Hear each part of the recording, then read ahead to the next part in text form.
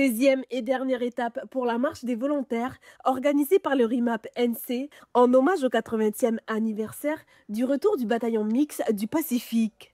Ce tour de la Calédonie a débuté le 19 mai dernier à la baie de Somme à Prony avec 740 km à parcourir. Ce fut un engagement pour un peu plus de 50 marcheurs répartis sur 16 tronçons et donc une grande aventure mémorielle et humaine pour ces marcheurs. Le devoir de mémoire, l'union entre la communauté militaire, les communautés civiles, les différentes tribus que nous avons pu traverser, l'échange avec les populations, voilà l'intégralité des objectifs que je m'étais fixé dans l'organisation de cette marche ont pu être accomplis. Le dernier tronçon a débuté à la tribu de Bakulna à Yengen vendredi dernier.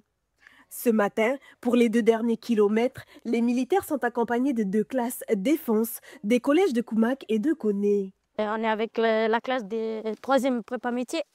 On va faire la marche pour le totem des soldats en 1945, dernière guerre mondiale. On va faire la marche 2,5 km.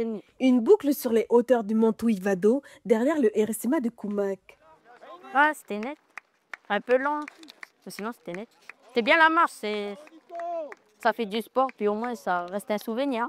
Kélia a tenu à participer à ce projet. C'est un challenge de faire ça et puis c'était aussi pour rendre fier papa de faire cette marche qui travaille aussi à l'armée. Nicolas Coindredi, ancien militaire du 21e RIMA, le régiment d'infanterie de marine de Fréjus, a sculpté la flèche fêtière, symbole qui a traversé toutes les aires du pays avec les marcheurs volontaires. Pour lui, ce devoir de mémoire est important. C'est un peu le fruit, d'un fruit de ce que nos vieux ont légué par le sang.